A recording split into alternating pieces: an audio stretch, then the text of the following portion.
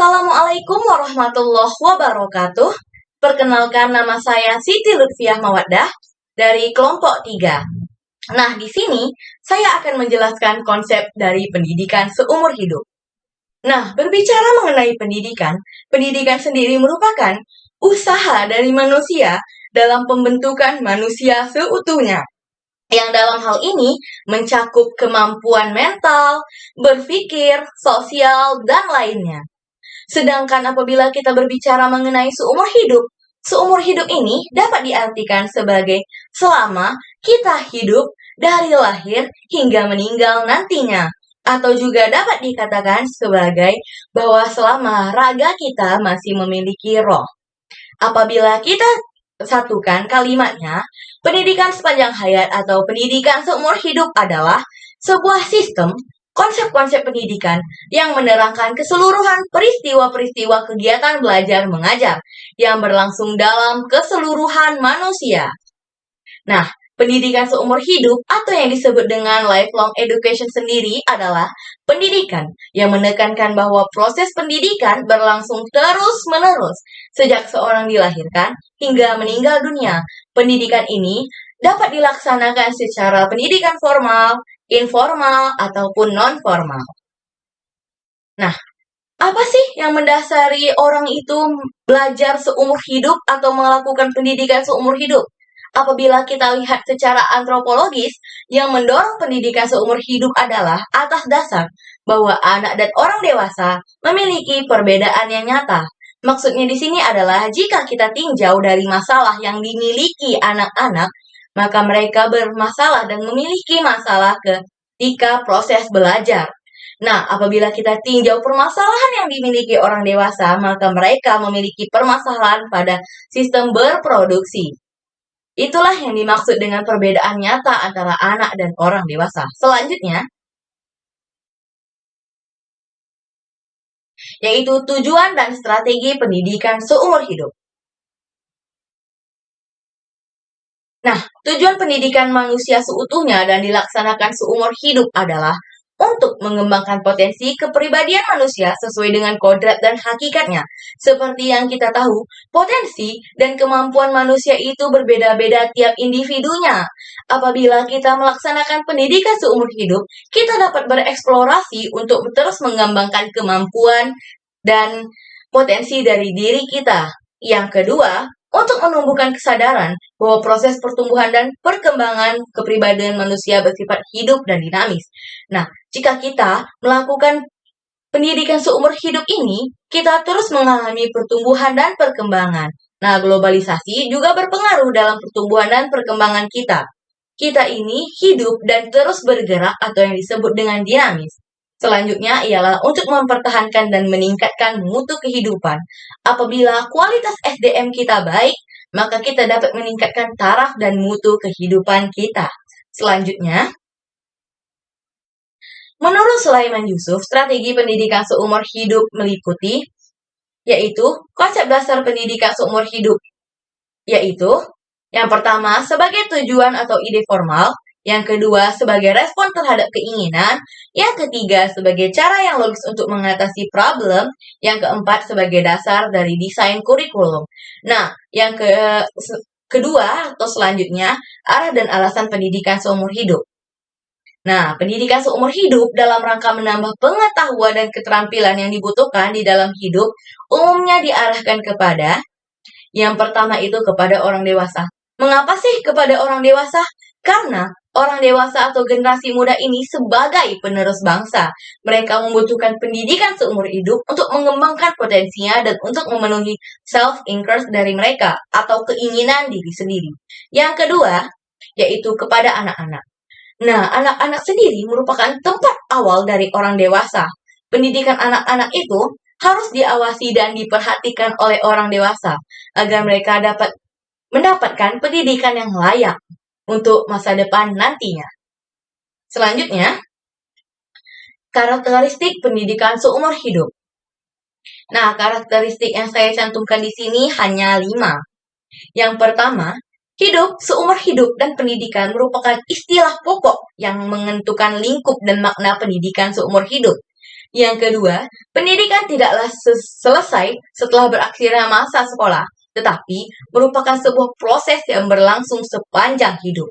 Yang ketiga, pendidikan seumur hidup tidak diartikan sebagai pendidikan orang dewasa, tetapi mencakup dan memadukan semua tahap pendidikan, baik itu pendidikan dasar, menengah, dan sebagainya. Nah, yang keempat, pendidikan seumur hidup mencakup pola-pola pendidikan formal maupun pola pendidikan non-formal, baik kegiatan belajar terencana maupun kegiatan belajar secara insidental. Nah, yang kelima, rumah, keluarga, memainkan peran pertama, peranan yang paling berpengaruh dan sangat penting dalam memulai proses belajar seumur hidup. Selanjutnya, dasar pentingnya seumur hidup. Apa sih yang mendasari pentingnya pendidikan seumur hidup? Nah, bangsa Indonesia telah merumuskan konsep pendidikan seumur hidup baru mulai di masyarakat melalui kebijakan negara dalam TAP MPR nomor 4 /MPR /1970. Selanjutnya, TAP nomor 4 /MPR pada tahun 1978 tentang GBHN atau Garis Besar Haluan Negara yang menetapkan prinsip-prinsip pengembangan nasional antara lainnya. Yang pertama, pengembangan nasional dilaksanakan dalam rangka pembangunan manusia seutuhnya dan pembangunan seluruh rakyat Indonesia. Arah pembangunannya yang ini berjangka panjang. Yang kedua, pendidikan berlangsung seumur hidup dan dilaksanakan dalam keluarga dalam kurung rumah tangga, sekolah, masyarakat. Karena itu, pendidikan adalah tanggung jawab bersama antara keluarga, masyarakat, dan pemerintah. Nah, bisa dilihat dalam hal ini, keluarga, masyarakat, dan pemerintah berperan penting dalam pendidikan kita. Selanjutnya, di dalam Undang-Undang Nomor 20 Tahun 2003, penegasan tentang pendidikan seumur hidup dikemukakan dalam pasal 13 ayat 1 yang bunyinya ialah jalur pendidikan terdiri atas pendidikan formal, non-formal, dan informal yang dapat saling melengkapi dan memperkaya.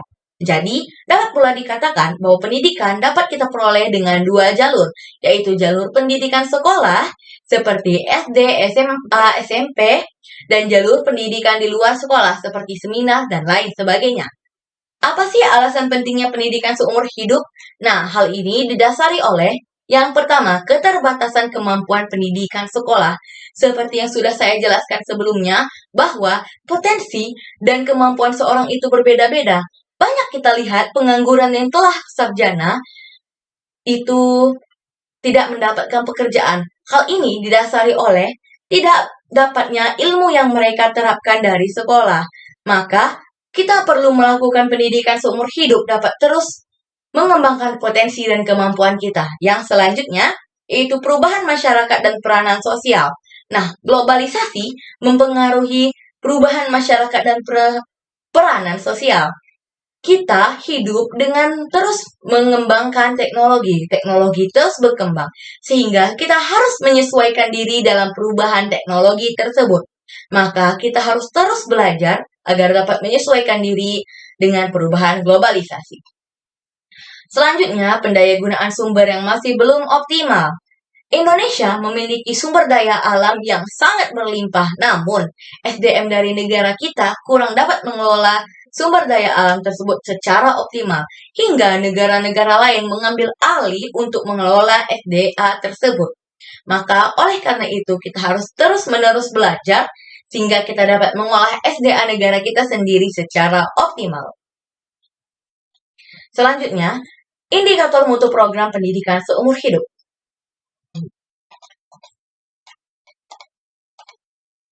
Nah, mutu program pendidikan seumur hidup didasarkan pada indikator sebagai berikut. Berkembangnya kemitraan antara semua faktor, baik yang ada di dalam lingkungan pendidikan formal, informal, dan non-formal, agar bekerja sama dalam melaksanakan program di lapangan. Nah, di sini, contohnya universitas dapat berperan sebagai kemitraan dari SD, SMP, atau SMA agar dapat melaksanakan program secara baiknya.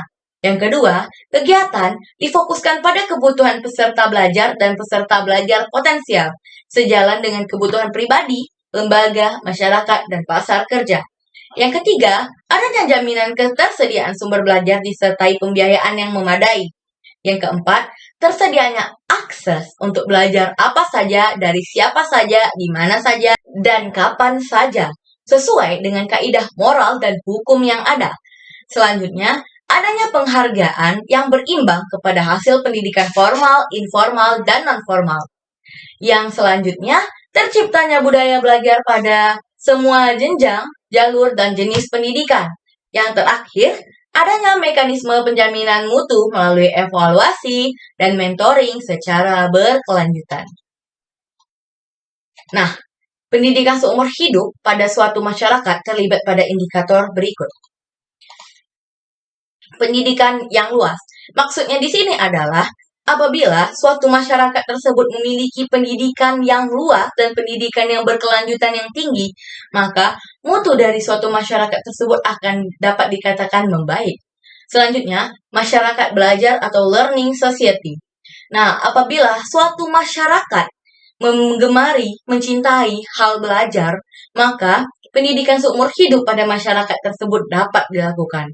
Nah, yang ketiga yaitu pengembangan dan peningkatan kualitas masyarakat, standar kehidupan. Dan yang terakhir ialah masyarakat tercermin dari kualitasnya yang terus meningkat. Nah, seperti yang saya bilang, bahwa mutu dari masyarakat sendiri itu terlihat dari pendidikannya dan kualitasnya yang terus meningkat. Karena kita harus terus menyesuaikan diri dengan perubahan globalisasi yang ada. Nah, yang keenam, implikasi konsep pendidikan seumur hidup.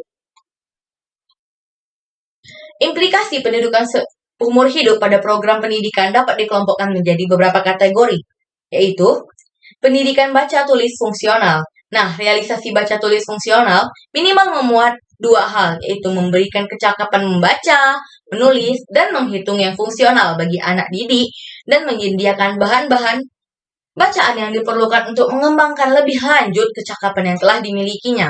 Selanjutnya, pendidikan vokasional.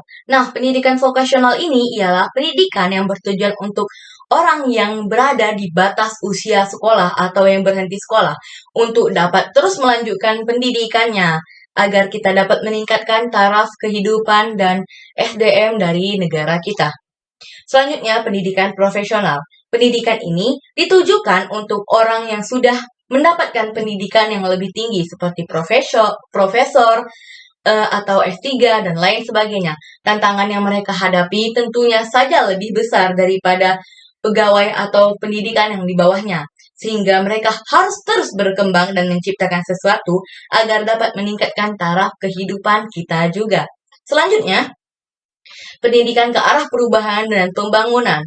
Nah, pendidikan ini ditujukan kepada kita agar kita terus mengalami perubahan karena adanya perubahan dan era globalisasi ini serta perubahan iptek yang mengharuskan kita untuk menguasai teknologi agar kita tidak ketinggalan zaman. Yang selanjutnya, pendidikan kewarganegaraan dan kedewasaan politik. Jika kita telah mengalami pendidikan akademik, itu tidaklah tentu cukup bagi kita karena kita berada di negara Indonesia, tentunya kita harus memahami bagaimana Pancasila, Pancasilais, nasionalisme, dan lain sebagainya untuk tetap mempertahankan NKRI negara kita. Nah, kesimpulannya ialah pendidikan seumur hidup adalah sebuah konsep pendidikan yang menerangkan tentang keseluruhan peristiwa kegiatan belajar mengajar dalam proses pembinaan kepribadian yang berlangsung secara kontinu atau berkelanjutan dalam keseluruhan hidup manusia. Pendidikan ini dilaksanakan di jalur pendidikan formal, non-formal, maupun informal yang berlangsung dalam keluarga, di sekolah, dalam pekerjaan, dan dalam kehidupan masyarakat. Tujuan pendidikan manusia seutuhnya dan dilaksanakan seumur hidup ini adalah untuk mengembangkan potensi kepribadian manusia yang sesuai dengan kodrat dan hakikatnya, serta menumbuhkan kesadaran bahwa proses pertumbuhan dan perkembangan kepribadian manusia ini bersifat hidup dan dinamis, serta mengembangkan dan meningkatkan harapan hidup manusia. Nah, cukup yang dapat saya sampaikan. Mohon maaf atas segala kesalahan dan kehilafan. Terima kasih kepada Ibu dan teman-teman semua. Apabila ada pertanyaan, silahkan bertanya di grup yang sudah kita miliki. Nah, akhirul kalam, wabillahi taufiq wal hidayah. Wassalamualaikum warahmatullahi wabarakatuh.